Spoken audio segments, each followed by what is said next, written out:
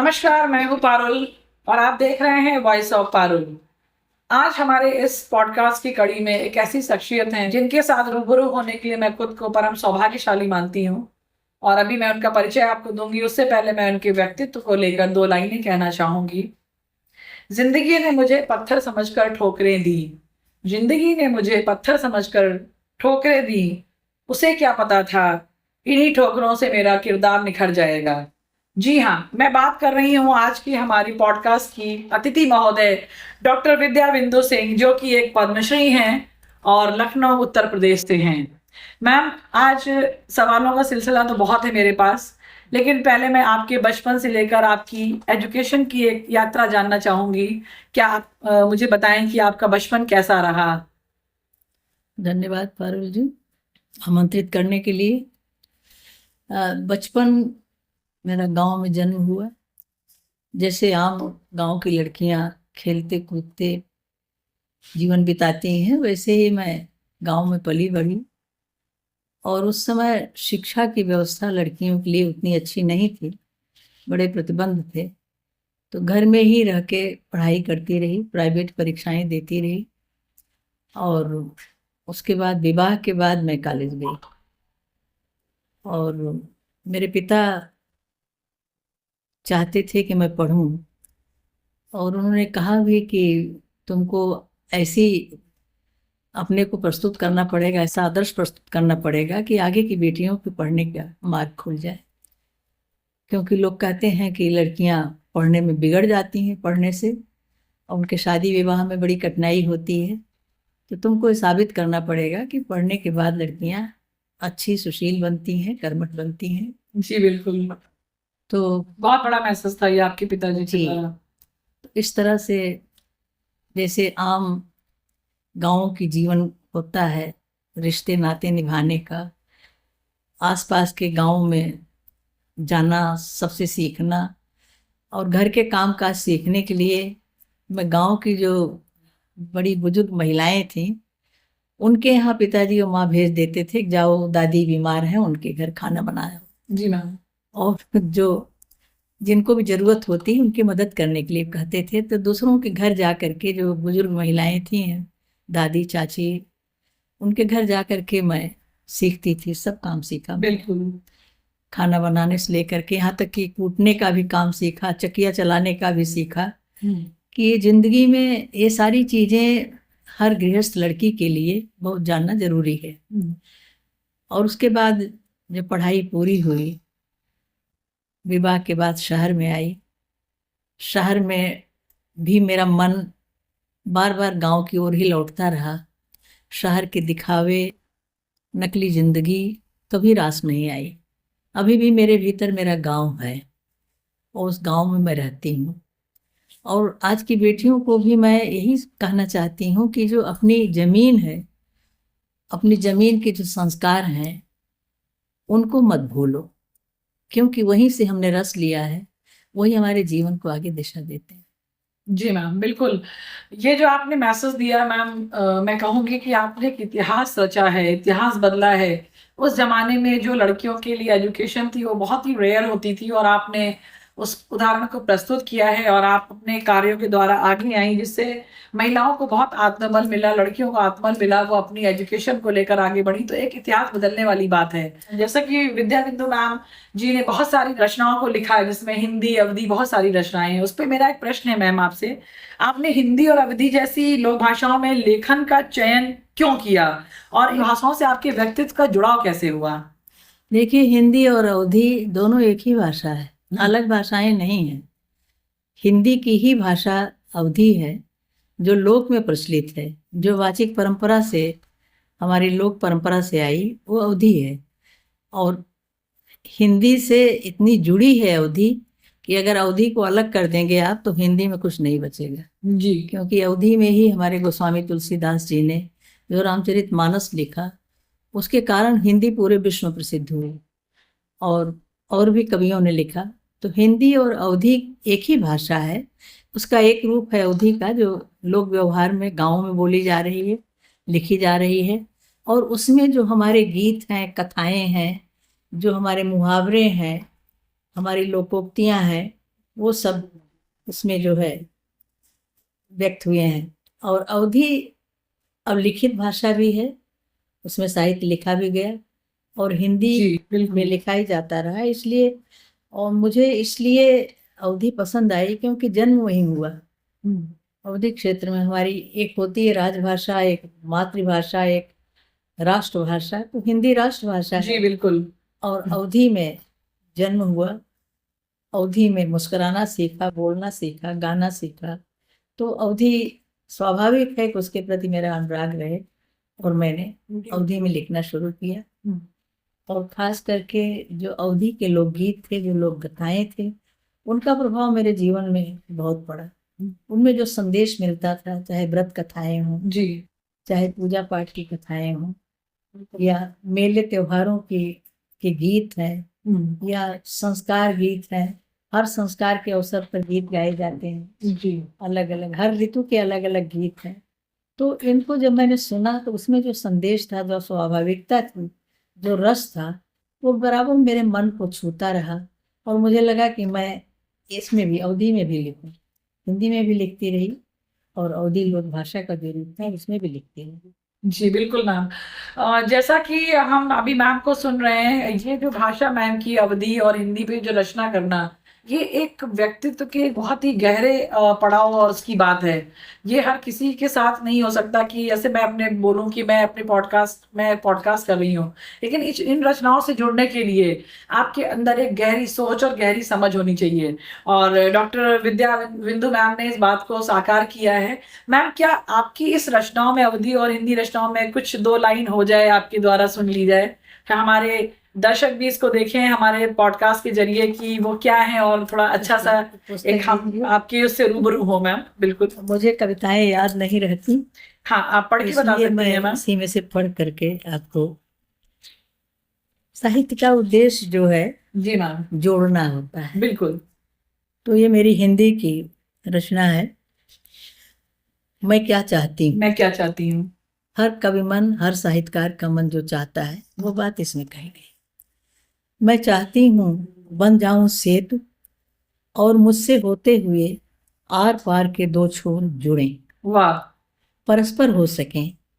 मैं चाहती हूँ बन जाऊं नदी और उससे होते हुए लोग प्रवाह का मर्म समझ सकें। क्या बात है। मैं चाहती हूँ बन जाऊं पगडंडी और उस पर होते हुए आमने सामने घरों के दरवाजों पर लोग दे सकें दस्तक बहुत और खूब। दरवाजे खुल जाएं। बहुत खूब। मैं चाहती हूँ बन जाऊं सीढ़ी और उस पर उतरते हुए अहंकार के शिखर विनम्र धरती से मिल सकें। मैं चाहती हूँ बन जाऊं लहलहाती फसल और मुझे काट कर लोग घर भर सकें। आदमी अपना ही नहीं, चींटी चिरई चिरंगुल सबका पेट भरे। क्या बात है। मैं चाहती हूँ बन जाऊं फूल और मुझ पर बिछकर वे कांटे भी विश्राम पा सकें जिन्हें कोई गले नहीं लगाता।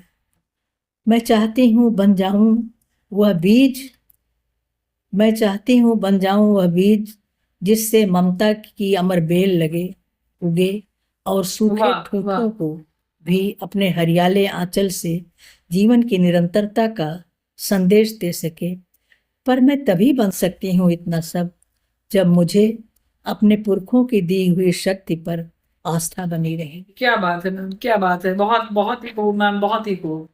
और आज जो स्थिति है हमारे बुजुर्गों के साथ, परिवार से जो परिवार टूटते जा रहे हैं, कुटुंब भाव खत्म होता जा रहा है, उस पर एक है रचना। जी मैम, बिल्कुल। मैं सुनना चाहूंगी, हमारे दर्शक भी हमारे पॉडकास्ट वॉइस ऑफ पारुल के साथ जरूर सुनना दाना, चाहेंगे। दाना। परिवार के सभी पंछी अपनी जरूरत के अनुसार पुरखों पुरखनों को चुगते रहे। जी। पुरखे पुरखने दाना बनकर स्वयं को छींटते रहे घर के आंगन में, जिससे कि पंछी आंगन में रुके रहें। क्या बात है। वे अपनी आंखों से उन्हें भर आंख निरखते रहें, पर पंछियों को केवल दाना दिखता रहा। पुरखों की आंखों से झरती ममता और उन्हें देखने की बेहवलता, देखने का उनको होश नहीं रहा। यह भी सोचने को नहीं समझी जरूरत कि दाना बनकर प्रस्तुत होने वालों को भी उनकी भी कोई होगी जरूरत, खाद पानी हवा की, दर्द सहलाने वाले हाथों की। जितना जब स्वादिष्ट लगा दाना बनकर जो छिटे गए थे, क्या बात है, उसे बटोरने का भी उन्हें होश नहीं था। वाह। जितना सूख गया वह सड़ गया, छोड़ दिया गया। उसे बटोरने का नहीं रहा समय या चाव, न समझी गई जरूरत थी। वे चुपचाप अपमान उपेक्षा सहते रहे, क्योंकि उनकी जड़ों में सबके लिए अर्पित होने का ही दिया गया था संस्कार। क्या बात है, सबके मंगल की कामना करते हुए इसी तरह निरंतर दाना बनकर भिजते रहते। क्या बात है मैम, क्या बात है, बहुत ही खूब मैम। और जैसे कि कहा जाता है कि रचना और ये किसी भी भाषा में हो, लेकिन वो दिल से लिखी जाती, दिल से निकली जाती है, सच्चाइयों पर आधारित होती है, और इतना सुंदर शायद कोई ऐसा कवि कवित्री ही लिख सकती है। मैम, आपका बचपन जैतपुर में बीता है, जी। तो मैं ये जानना चाहूंगी विद्या बिंदु जी आपके से कि आपके बचपन का जैतपुर में गांव में बिताया समय आपके लेखन को किस तरह प्रभावित करता है? बचपन से ही मैं लिखने लगी थी। मैं कक्षा 4 में पढ़ती थी, तभी से कविताएं लिखने लगी। बहुत बड़ी बात है मैम। और अपने आसपास जो हमारे जीवन देखती थी मैं, जो घटित होता था, किसी का दुख देख करके, चाहे पशु पक्षी हो या मनुष्य हो, तो मन में एक जो संवेदना जगती थी, तो लगता था कि इसको कैसे, मन में मत्ता रहता था उसका दर्द। बिल्कुल मैम। लगता था कि एक बेचैनी है, उसको कैसे, उसका दुख कैसे बांटूं, उसके जी। दुख को कैसे अभिव्यक्ति दूं। जी।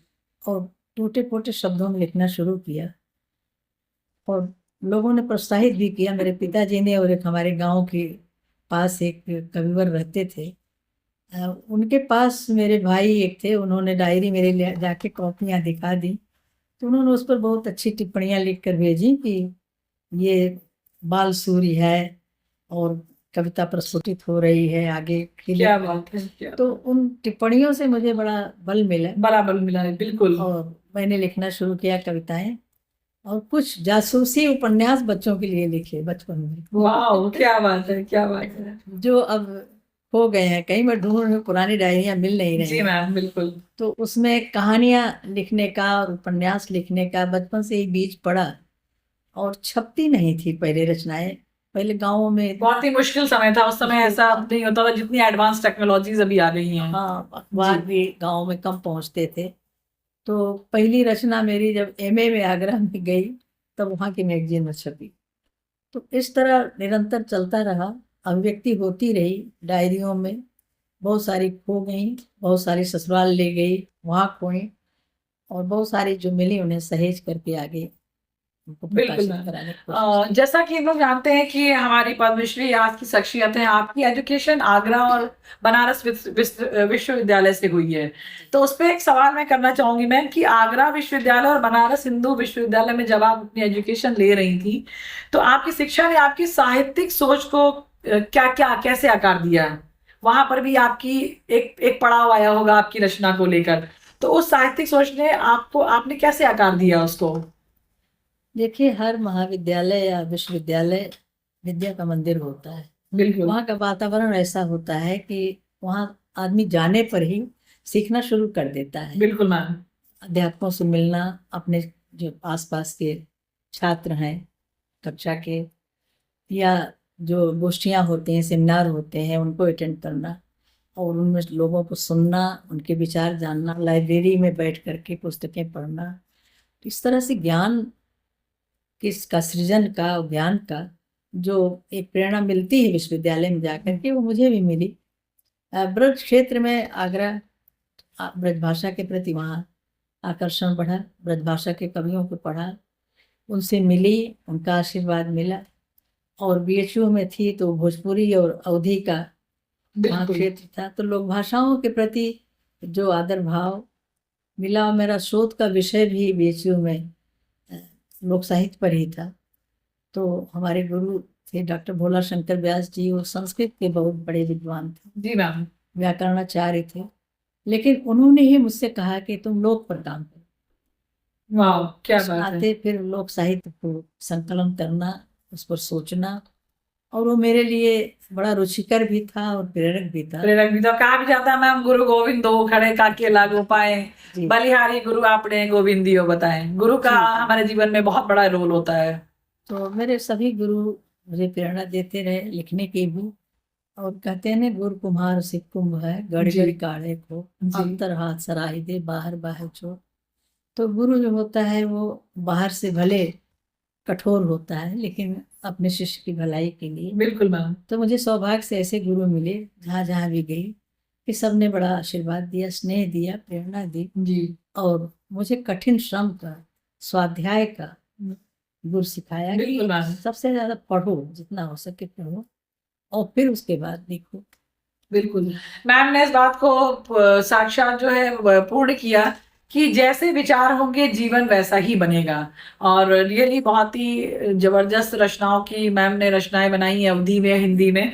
उसी के आगे क्रम में मेरा एक प्रश्न है आपसे मैम, आपने 100 से अधिक रचनाएं लिखी हैं। क्या कोई एक ऐसी रचना है जो आपके दिल के बहुत करीब हो? वो 2 लाइन में, 4 लाइन में हमें सुनाना चाहेंगी आप? किसी माँ से कोई पूछे जी, कि आपकी कौन सी संतान आपको ये अधिक बता पाना बहुत मुश्किल है। मुश्किल है, हाँ, और नहीं बता सकती मैं, नहीं बता क्योंकि हर सकते। रचना अपनी, कभी कभी लगता है हाँ इसमें कमी है, कोई एक ऐसी इसको। रचना जो आपके दिल और आपके मन पे हमेशा रहती हो, हमेशा आप उसको गुनगुनाती हो, तो 2 लाइन हो जाए मैम। दूसरों की रचनाएं गुनगुनाती हूँ, अपनी रचनाएं नहीं।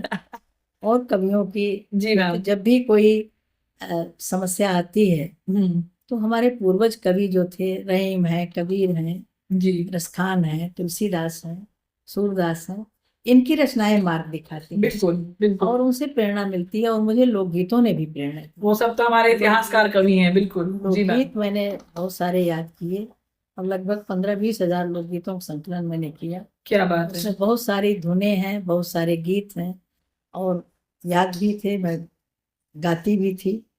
और अभी भी लोकगीत याद हैं, लेकिन अपनी लिखी हुई रचनाएं याद नहीं रहती। हाँ, क्योंकि मैम ऐसा होता है कि वो रचना होती है और जो रचना हो रही होती है वो तभी मन से निकलती है, और उसके बाद हम आगे की रचनाओं में अपने आप को बिजी कर जाते हैं, लिखने के बाद भूल जाते भूल हैं। जाते जब हैं। तक नहीं लिखते तब तक एक बेचैनी, एक चटपटाहट होती बिल्कुल है, और जब निकल जाता है तो। लेकिन ये कभी कभी लगता है कि जितना अभी तक लिखा, अभी बहुत कुछ ऐसा है जो कहना चाहती हूँ, नहीं कह पाई हूँ। बिल्कुल। और वो लिख पाऊंगी, कह पाऊंगी कि नहीं। हमेशा लगता है कि अभी कुछ छूटा है, अभी और करना है, अभी और करना है। बिल्कुल मैम। उसमें जीवन का नाम ये, बढ़ते जाइए, चलते जाइए, करते जाइए। उसमें अपने अनुभव भी हैं, दूसरों के अनुभव भी हैं। प्रश्नकार जब लिखता है तो एक तरह से परकाया प्रवेश करता है, जैसे हम बच्चों के लिए लिखते हैं। बिल्कुल तो बच्चों के लिए लिखने के लिए अपने बचपन की ओर हम लौटते हैं कि हम जब छोटे थे तो क्या सोचते थे, क्या क्या सोचते। कौतूहल था, क्या बिल्कुल। जानना चाहते थे, क्या पाना यहीं चाहते पर एक थे। बात मैं आपसे पूछना चाहूंगी मैम कि आपने अवधी लोकगीतों को बहुत लिखा है, तो उसमें खासकर रक्षाबंधन से जुड़े गीतों पे आपके मन में विचार कहाँ से आए? देखिए, कहाँ से प्रेरणा मिली आपको? सभी पर लिखा। रक्षाबंधन पर पहले हर बार, हर राखी पर मैं लिखती थी, और बहुत मन को छूता है, क्योंकि एक कहावत है हमारे यहाँ कही जाती है, भैया के मोहिया ऐसन लागे जैसे कोहनिया की चोट। जी। भाई की याद ऐसे आती है जैसे कोहने की चोट, बहुत तेज लगती है। तेज लगती है। तो भाई बहन का प्रेम, और वो अपने सगे भाइयों को ही नहीं, बहुत सारे मेरे राखी बंध हुए बिल्कुल। जिनको मैंने राखी बांधी, और जीवन भर उनका स्नेह मिलता स्नेह रहा, मिलता रहा, वो संबंध बना के रखे। संबंध बना रहा पूरे परिवार में। अकेले उस भाई से नहीं, उसके पूरे परिवार से नाता जुड़ा। बिल्कुल। और फिर जब उन लोगों के लिए मैं राखी भेजती थी, तो पहले डाक से भेजती थी, घर पे मिलने का तो अवसर नहीं रहा, जी तो डाक से भेजते। तब जब से फोन हो गया तब से डाक भी। जी, अब तो एक मल्टीमीडिया का जमाना आ गया, बदलाव हो गए, हम बहुत जल्दी अपनी बातें लोगों तक पहुंचा सकते हैं। तो इसमें फिर जो उस पर मीडिया पे लिखा, वो तो मेरे पास सुरक्षित है। बाकी चिट्ठियों में लिख करके मैं कविताएं भेज देती थी, जी और कुछ भाइयों ने सुरक्षित रखा, और कुछ के यहाँ हो गई। तो मैं सोच रही हूँ कि उनको इकट्ठा करके, रक्षाबंधन पर काफी लोग चर्चा करते हैं कि आपकी कविताएं पसंद आई, थोड़ा उत्साह भी बढ़ता है। बिल्कुल। जैसा कि जब जी मैम। रक्षाबंधन हमारे यहाँ अ, एक ऐसा पर्व है कि जो भाई के प्रति समर्पित आशीर्वाद तो होता ही है, रक्षा का वचन भी मांगता है। बिल्कुल मैम। आज बेटियां असुरक्षित हैं, तो वो भाई से अनुरोध करती हैं, हमारे इन कविताओं में ही आया कि हम वचन लेते हैं आपसे, हम न्यायपालिका से भी वचन मांगते हैं जीवन भर। हाँ। और कार्यपालिका से भी, सिंहासनों से भी, परिवार से भी हमारी रक्षा करो। तो इन कविताओं को लोगों ने पसंद किया क्योंकि इसमें आज की बेटियों का दर्द मैंने जी मैम।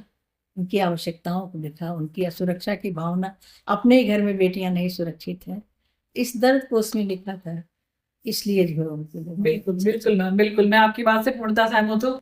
जैसा कि हम सभी जानते हैं डॉक्टर विद्या बिंदु सिंह जी एक पद्मश्री हैं, तो इसी सिलसिले में एक सवाल और है मेरे पास, एक प्रश्न है मैम कि पद्मश्री सम्मान प्राप्त करने का आपका अनुभव कैसा रहा और इसने आपके जीवन में क्या बदलाव लाए, क्योंकि ये एक बहुत बड़ा सम्मान है मैम और इसके लिए बहुत ही जद्दोजहद, जीवन में बहुत बड़ी संघर्ष से पार होना पड़ता है। तो ये पद्मश्री सम्मान आपके जीवन में क्या बदलाव लेकर आया? कभी आपने सोचा था कि आप पद्मश्री सम्मान तक पहुंचेंगी?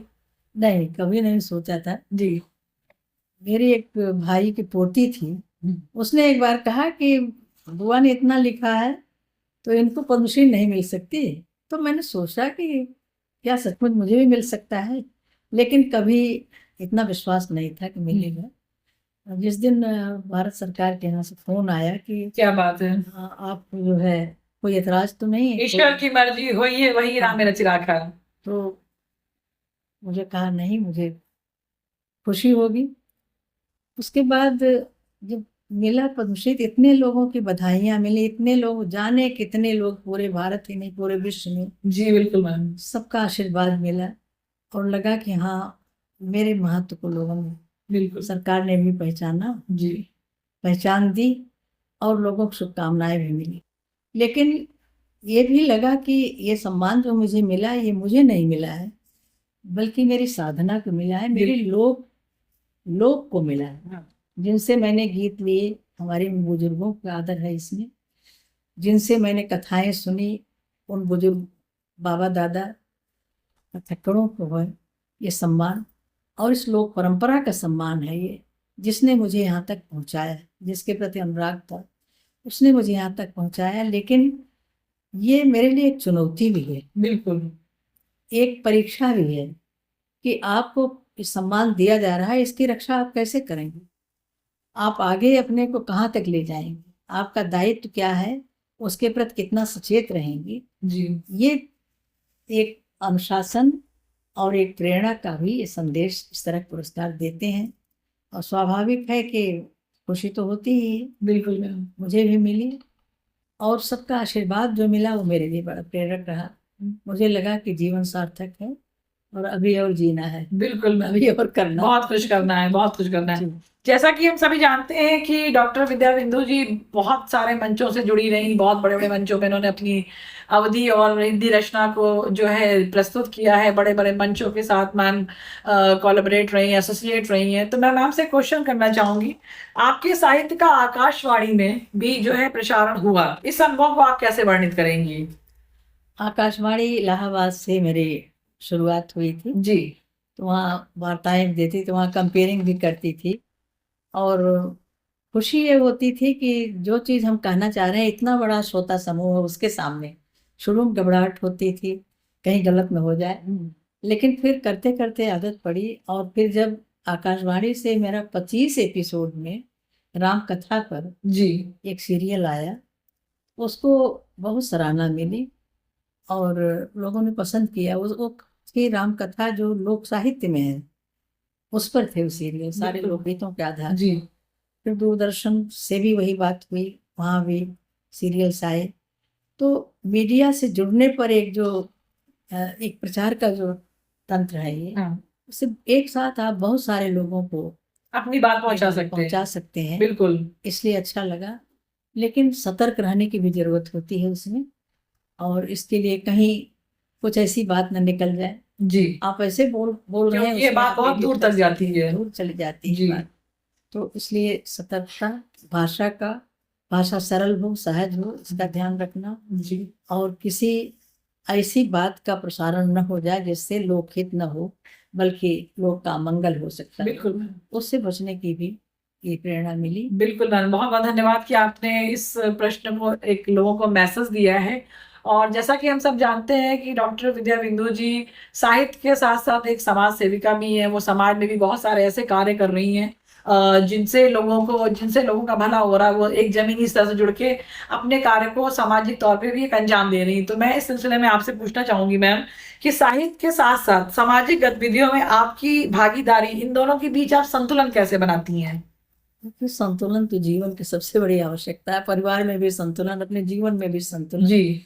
और जो समाज का कार्य है, साहित्य भी समाज का ही कार्य करता है। कार्य। अपनी वाणी से, अपने विचारों से समाज के हित में सोचता है, अपनी अभिव्यक्ति देता है और लोगों को प्रेरित करता है कि समाज के लिए जो आपका कर्तव्य है, जो आपका दायित्व है, उसे कैसे आप निभा सकते हैं, ये संदेश साहित्य देता है। बिल्कुल और कोई भी काम करने पर चुनौतियां तो होती ही हैं। होती हैं। आपको परिवार भी संभालना है, लिखना भी है, समाज से भी जुड़ना है, लोगों की मदद भी करनी है। ऐसे में अपने ऊपर आदमी तपस्या करता है। बिल्कुल मैम। एक तप साधना होती है, उस तप साधना से जुड़े बिना कोई काम नहीं हो सकता। और अपने आराम को, अपने सुख सुविधाओं को तिलांजलि देनी पड़ती है, तभी कोई चीज, कोई काम हम कर सकते हैं। ये कोशिश की मैंने, और मैं नहीं कर सकती कितना सफल हुई, कितना असफल हुई, लेकिन ये संतोष जरूर है कि मैंने अपनी कोशिश की। बिल्कुल मैम। इसीलिए तो मैम मैं आपके लिए दो लाइन कहना चाहूंगी कि ये जो संघर्ष से सफलता तक की कहानी है, ये आपको पद्मश्री तक पहुंचाई है मैम। और ये बात सत्य है कि लाइफ में हर जगह बैलेंस, संतुलन बनाना पड़ता है। वो आपकी पर्सनल लाइफ हो, आपकी सामाजिक हो, या आपकी अपनी कुछ भी निजी हो, तो बैलेंस तो लाइफ में बहुत जरूरी है। और इस संघर्ष से सफलता की कहानी पद्मश्री तक जाती है, तो हम समझ सकते हैं कि मैम ने अपने जीवन में, अपने सामाजिक और साहित्यिक जीवन को लेकर कितना बैलेंस और कितना संतुलन बनाया होगा। मैम, आज बहुत सारे लेखक और लेखिकाएं हैं जो लिख रही हैं, तो आज के युवा लेखकों को आप सलाह क्या देना चाहेंगी, खासकर जो लोग भाषा में लिखना चाहते हैं? आपका क्या मैसेज है उनके लिए? क्योंकि आज के युवा तो कहते हैं कि प्रिंट मीडिया की जरूरत ही नहीं है। ज्यादातर जी। बहुत से लोग लिख रहे हैं, लेकिन प्रिंट मीडिया बहुत जरूरी है और ये कोई मिटा नहीं सकता। क्योंकि सब कुछ खत्म हुआ था जब, तो चारों वेदों को ऋषियों ने, प्रलय आई जब, बिल्कुल मैम। तो उसको सुरक्षित रखा। क्योंकि यही जो है आगे के समय के लिए एक धरोहर होती है। जो छपा हुआ है, जो ग्रंथ हैं, ये आगे तक जाते हैं। बिल्कुल मैम। आपका ये संचार माध्यम क्षण भर में मिट गया, कहाँ पहुंचा, कितने लोगों ने पढ़ा, लेकिन ये शाश्वत पहचान जो होती है ग्रंथों की होती है। जी मैम। और दूसरी बात, आजकल का युवा परेशान भी है, बहुत ज्यादा। बेरोजगारी है, उसको लगता है मेरी उपेक्षा हो रही है, परिवार में भी, सरकार द्वारा भी। और वो बहुत कुछ करना चाहता है, उसके पास शक्ति है, वो सत्य के साथ खड़ा होना चाहता है, लेकिन उसमें आक्रोश भी है। बिल्कुल। क्योंकि मैं जो करना चाहता हूँ नहीं कर पा रहा हूँ, तो वो दिग्भ्रमित भी हो रहा है। तो उसको एक दिशा देने की जरूरत है। अगर वो अभिव्यक्ति के अपने लेखन के माध्यम से अपनी बात कहता है, तो उसके मन का जो अंतर्द्वंद है वो बाहर आएगा, हल्कापन महसूस करेगा। दूसरी चीज उसे ये ध्यान में रखनी है कि जो सकारात्मक सोच है, एक व्यक्ति संघर्षों से ऊब करके भागता है, वो नहीं होना चाहिए लेखन में। हमेशा न दैन्यम न पलायनम का जो आदर्श हमारा रहा है कि हम दीन नहीं रहेंगे, हम पलायन नहीं करेंगे, जो भी सामने आएगा उसे झेलेंगे। बिल्कुल। और युवा को अपनी शक्ति पर भरोसा होना चाहिए, अपनी बुद्धि पर भरोसा होना चाहिए, और समाज के लिए उसका जो दायित्व है वो पूरी तरह से वो निभाने की कोशिश करे, तो समाज उसका ध्यान जी रखेगा मैम। बिल्कुल। और उसे सफलता जरूर मिलेगी। इस बात को ध्यान में रखते हुए जो गंदगी है समाज की, उसको दूर करने का अपने से शुरू करना चाहिए। हम लिखते हैं, सबसे पहले अपने ऊपर आजमाएं कि हम जो लिख रहे हैं क्या हम ऐसे हैं। बिल्कुल। और हम जो दूसरों को देना चाह रहे हैं या दूसरों से अपेक्षा चाह रहे हैं, क्या हम दूसरों की अपेक्षाएं पूरी कर रहे हैं। बिल्कुल। कहा भी जाता है मैम कि ज्ञान देने से नहीं, उस ज्ञान को खुद साकार करने से सर्वप्रथम उसका लाभ है। व्यवहार से, जी। अपने आचरण से, जो पूर्वजों से उसे मिला है उसको सीखने की कोशिश करें, क्योंकि अपनी जो संस्कृति है उसे जो युवा भूल रहे हैं वो भटक रहे हैं। भटक रहे हैं। उनके सामने एक लालसा का, भौतिक उन्नति का एक बहुत बड़ा खुला संसार है, सपने हैं ऊंचे, लेकिन कहीं उसमें भटक न जाए उसके धीरज का। और अपनी संस्कृति के साथ जो हमारे यहाँ संतोष, और ठीक है संतोष बहुत लोग आलोचना करते हैं कि जी मैम। बड़े बुजुर्ग संतोष कर लेते हैं, हम नहीं संतोष करेंगे, लेकिन उस असंतोष के कारण जितना मानसिक तनाव हो रहा है वो उसको बहुत ही दूर घातक करने है के लिए युवाओं के लिए। अपनी संस्कृति का, अपने शास्त्र के वचनों का, अपने बुजुर्गों का, अपने गुरुजनों का जो विचार है उसे खूब पढ़ना चाहिए। खूब पढ़ना चाहिए। पढ़ करके तब उन्हें सद्बुद्धि मिलेगी। कहते हैं ना, बिन सत्संग विवेक न होई, और राम कृपा बिन सुलभ सोई। Definitely ma'am. तो ऐसे लोगों का साथ करें, ऐसा साहित्य पढ़ें जो उन्हें मार्गदर्शन। जी बिल्कुल। जैसे कि डॉक्टर विद्या बिंदु जी ने आज हमारे जो रचनाकार लेखक हैं युवा समाज के, उनके लिए एक बहुत बड़ा मैसेज दिया है, और अगर हम इस मैसेज को अपने जीवन में उतारते हैं तो हम भी पद्मश्री के हकदार जरूर होंगे। और अभी मैं निवेदन करना चाहूंगी अपने कैमरामैन से कि मैम की 2 पुस्तक हमारे पास है, थोड़ा उसको मैं हाईलाइट करना चाहूंगी अपने पॉडकास्ट वॉइस ऑफ पारुल के माध्यम से, जिसमें फुलवा बरन मन सीता अवधि कविताओं का संग्रह है डॉक्टर विद्या बिंदु मैम का, और दूसरी है डॉक्टर विद्या बिंदु सिंह पद्मश्री की रचना यात्रा। जी। और इस पुस्तक के जो संपादक हैं वो उनका भी परिचय मैं देना चाहूंगी, विनय कृष्ण सिंह मानेक और रमा सिंह। और इस पुस्तक के अंदर के कुछ पेजेस मैं आपके साथ शेयर करना चाहूंगी, जो मैम की कृतियां हैं, रचनाएं हैं, उसके कुछ पेजेस हैं जो मैं कैमरामैन से कहूंगी कि कृपया हमारे पॉडकास्ट के थ्रू लोगों तक इसको जरूर रूबरू कराएं।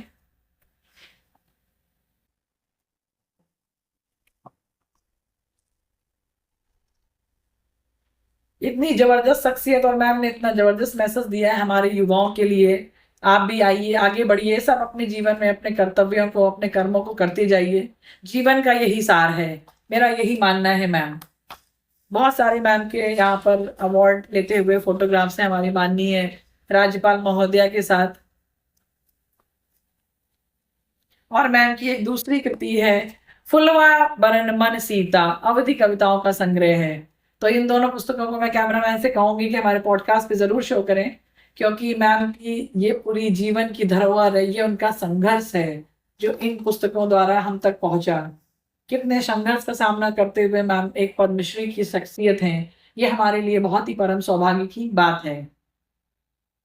इसी सिलसिले में मैम एक सवाल आपसे, आखिरी सवाल करना चाहूंगी, हमारे पॉडकास्ट का आखिरी ये सवाल है कि भविष्य में आप किस प्रकार के साहित्य या परियोजनाओं पे काम करना चाहती हैं? देखिए, परियोजना बना करके कभी नहीं लिखा मैं, जब जो सामने आया लिखती गई। जी। प्राकृतिक था वो। प्रकाशकों की मांग या अपने मन के भीतर की मांग, ये लिखना है। लेकिन अब जीवन की संध्या बेला है, तो अब थोड़ा जो पहले का मेरा लिखा हुआ इधर उधर बिखरा है उसे समेट रही हूँ। और इधर एक कुछ अनुवाद भी, अवधि का एक पुराना ग्रंथ नलदमन मिला था, सूरदास का लिखा हुआ था, उसका भी